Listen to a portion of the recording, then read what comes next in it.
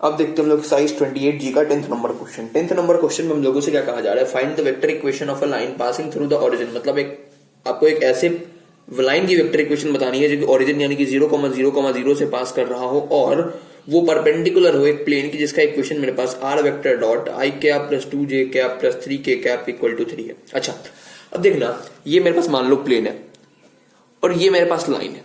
ये लाइन इस प्लेन के परपेंडिकुलर है, ठीक है। तो एक बात बताओ, अगर ये लाइन इस प्लेन के परपेंडिकुलर है तो इस प्लेन का नॉर्मल वेक्टर कुछ इस डायरेक्शन में होगा और नॉर्मल वेक्टर भी इस प्लेन के परपेंडिकुलर और ये लाइन भी इस प्लेन के परपेंडिकुलर है। इसका मतलब नॉर्मल वेक्टर और ये लाइन आपस में पैरेलल होगा। अच्छा, यहां से अगर इसको मैं कंपेयर करूं r vector dot n vector equal to p से, तो मेरे पास नॉर्मल वेक्टर कितना हो जाएगा, i cap plus 2j cap plus 3k cap, ठीक है भाई, हो जाएगा। अब देखना, अब ये लाइन और ये नॉर्मल वेक्टर आपस में पैरेलल है तो इसके भी डायरेक्शन रेशियो का वेक्टर क्या हो जाएगा, b vector is equal to i cap plus 2j cap plus 3k cap. अगर ये समझ नहीं आए तो कोई बात, मैं फिर से समझाता हूं।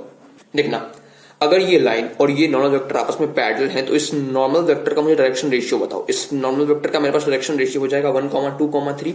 अगर कोई दो लाइन पैरेलल होता है तो उसका डायरेक्शन रेशियो हमेशा सेम होता है, यानी कि इस लाइन का भी डायरेक्शन रेशियो 1, 2, 3 हो जाएगा। इसलिए डायरेक्शन रेशियो का vector i cap plus 2j cap plus 3k cap हो जाएगा और डायरेक्शन रेशियो का वेक्टर को हम लोग b वेक्टर से डिनोट करते हैं। अच्छा, तो मेरे पास लाइन की क्वेश्चन क्या होती है, r vector is equal to a vector plus lambda b vector, जहां पे b वेक्टर उसके डायरेक्शन रेशियो का वेक्टर होता है। अच्छा, a वेक्टर क्या होता है, a वेक्टर उस पॉइंट का पोजीशन वेक्टर होता है जहां से ये लाइन पास कर रहा होता है। तो ये लाइन कहां से पास कर रहा है, ओरिजिन से। तो मेरे पास a वेक्टर कितना हो जाएगा, a वेक्टर हो जाएगा मेरे पास 0 i cap plus 0j cap plus 0k cap. अब और क्या, बस पुट करते हैं और निकालते हैं। यहाँ कितना हो जाएगा 0 i cap plus 0j cap plus 0k cap, और यहाँ कितना हो जाएगा प्लस लैम्डा टाइम्स ऑफ कितना i cap plus 2j cap plus 3k cap. ये तो 0 ही हो गया और ये हो जाएगा मेरे पास lambda i cap plus 2j cap plus 3k cap. तो ये मेरे पास लाइन की इक्वेशन हो जाएगी वेक्टर फॉर्म में, ठीक है। अब देख लेते हैं हम लोग 11th number question. 11th number question में हम लोगों से क्या कहा जा रहा है, 11th नंबर क्वेश्चन हम लोगों से कहा जा रहा है, find the vector equation of a line passing through the point with position vector i cap minus 2j cap plus 5k cap.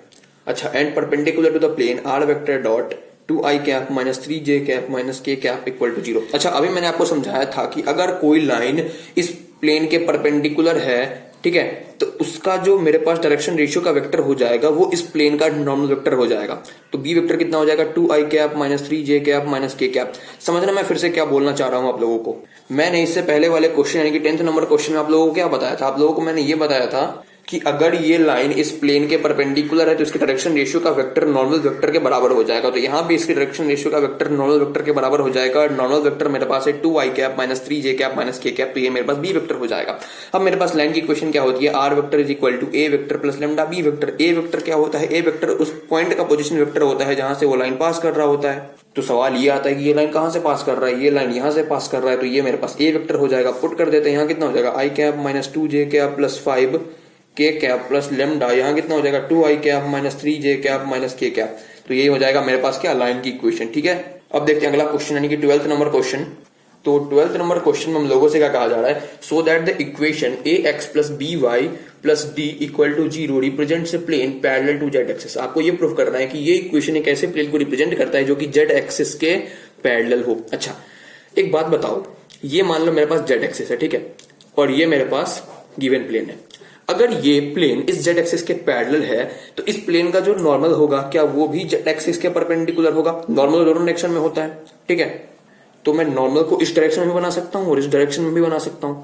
तो अगर मैं नॉर्मल को नीचे के साइड बनाता हूं तो अगर ये प्लेन और z एक्सिस आपस में पैरेलल है तो ये नॉर्मल भी इस z एक्सिस के परपेंडिकुलर होगा। इतनी बात तो क्लियर है। तो ठीक है सर, इतना समझ में आ गया कि नॉर्मल वेक्टर z एक्सिस के परपेंडिकुलर होगा। अच्छा, अब z एक्सिस के dr क्या हो जाएंगे, z एक्सिस के dr हो जाएंगे 0,0,1, इतना तो पता होगा तुम लोगों को। अच्छा, नॉर्मल वेक्टर के dr क्या क्या हो जाएंगे, नॉर्मल वेक्टर के dr वही होते हैं जो भी मेरे पास x y z कोफिशिएंट होते हैं।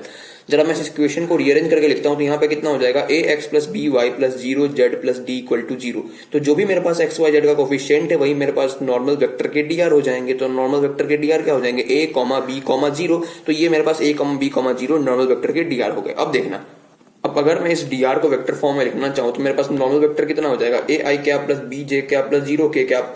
और अगर मैं z एक्सिस के dr को वेक्टर फॉर्म में लिखना चाहूं तो z एक्सिस के dr को मैं b वेक्टर बोलता हूं। b वेक्टर कितना हो जाएगा 0i cap plus 0j cap plus k cap.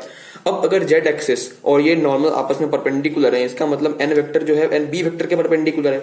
अगर एन वेक्टर बी वेक्टर के परपेंडिकुलर है, इसका मतलब N vector dot B vector 0 होना चाहिए। N vector dot B vector निकाल लेते हैं तो कितना हो जाएगा, a into 0 plus B into 0 plus 0 into 1 equal to 0 होना चाहिए, यानी कि 0 इक्वल टू 0 हो गया।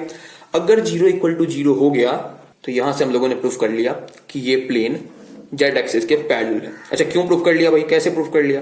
देखना, अगर 0 इक्वल टू 0 हो गया, इसका मतलब N vector dot B vector 0 है। अगर N vector dot B vector 0 है, इसका मतलब एन वेक्टर बी वेक्टर के परपेंडिकुलर है। और अगर एन वेक्टर बी वेक्टर के परपेंडिकुलर है, इसका मतलब जेड एक्सिस और ये प्लेन पैरेलल है। ठीक है, अब आगे बढ़ते हैं। आगे क्वेश्चन में हम लोगों से क्या कहा जा रहा है? क्वेश्चन में आगे हम लोगों से कहा जा रहा है कि find the equation of plane which is parallel to the Z axis. मतलब आपको एक ऐसे प्लेन की इक्वेशन बतानी है जो कि जेड एक्सिस के पैरेलल हो। क्वेश्चन में ये तो दे ही रखा है।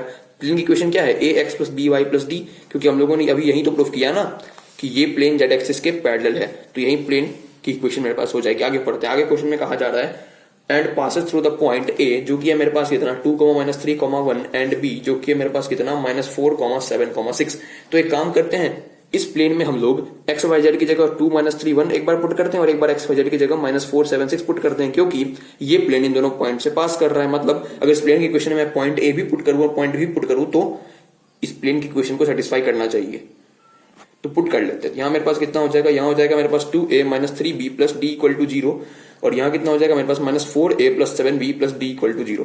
ठीक है, अब ये मेरे पास दो इक्वेशन आ चुकी है। तो अब मेरे पास दो इक्वेशन है और 3 वेरिएबल है। भाई 3 वेरिएबल है ना, ए बी और डी, तो 2 इक्वेशन है 3 वेरिएबल कैसे हो पाएगा? तो मुझे अगर तीनों वेरिएबल की वैल्यू फाइंड करनी है तो मेरे पास 3 इक्वेशन होना ही होना चाहिए। लेकिन अब मेरे पास 2 ही इक्वेशन है तो मैं तीनों का रेशियो जरूर फाइंड कर सकता हूँ। तो रेशियो निकालने का तरीका क्या होता है मैंने इससे पहले वाले क्वेश्चन में बताया हुआ है, लेकिन फिर भी एक बार बता देता हूँ आपको।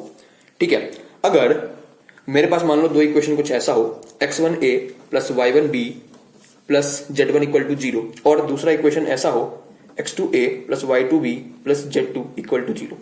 तो मुझे अगर फाइंड करना हो, एक काम करो, यहां पे सी कर लो। ठीक है, सी कर लो, तब एकदम मैच हो जाएगा।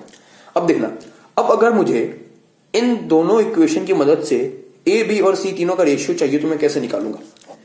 मैं क्या करूंगा, यहां पे y1 into 1 minus y2 into 1, यहां पे कितना हो जाएगा 1 into x2 minus x1 into 1, तो माइनस x1 हो जाएगा। सी में x1 into y2, x1 y2 minus x2 y1। अब तुम आराम से रिलेट कर सकते हो। अब यही क्या, ये मेरे पास दो कंडीशन थी, इन दोनों कंडीशन को यूज करके हम लोग ए बी और डी में रेशियो निकालेंगे। तो यहाँ ए, यहाँ बी, यहाँ डी, यहाँ कितना हो जाएगा मेरे पास, देखना -3 -7, यहाँ कितना हो जाएगा मेरे पास -4, और यहाँ -2, और यहाँ कितना हो जाएगा मेरे पास 14, और माइनस में कितना -4 इंटू -3 यानी कि -12। ठीक है, तो ये कितना हो गया a बाई -10, यहाँ हो गया b बाई -6, और यहाँ कितना हो गया d बाई 2। अब इसको मैं k के बराबर रिज्यूम कर लेता हूँ, तो a कितना हो जाएगा -10k, b कितना हो जाएगा -6k, और d कितना हो जाएगा मेरे पास 2k। अब मैं a b d की वैल्यू इस इक्वेशन में सब्स्टिट्यूट करने वाला हूँ, तो मेरे पास कितना हो जाएगा -10k x -6k y और प्लस 2k इक्वल टू 0। अब क्या करता हूँ मैं क्या करता हूँ, 2k में बाहर ले लेता हूँ, यहाँ कितना हो जाएगा -5x, यहाँ कितना हो जाएगा मेरे पास -3y और प्लस 1 इक्वल टू 0। अब मैं 0/2k अगर कर दूं तो ये 0 ही हो जाएगा, तो मैं 2k को उस साइड भेज देता हूँ, 0/2k 0 ही हो जाएगा, और यहाँ पे कितना हो जाएगा -5x -3y प्लस 1। तो ये मेरे पास प्लेन की इक्वेशन हो जाएगी। लेकिन अब जरा एक और हम लोग काम करते हैं, इसमें -1 कॉमन ले लेते हैं। -1 कॉमन लेने के बाद क्या होगा मेरे पास, यहाँ हो जाएगा 5x प्लस 3y और -1 इक्वल टू 0। अब मैं -1 को फिर से उस साइड भेज देता हूँ, तो 0/-1 0 हो जाएगा, और यहाँ पे कितना हो जाएगा 5x plus 3y -1 equal to 0। तो ये मेरे पास ओरिजिनली प्लेन की रिक्वायर्ड इक्वेशन हो जाएगी। ठीक है, आगे बढ़ते हैं।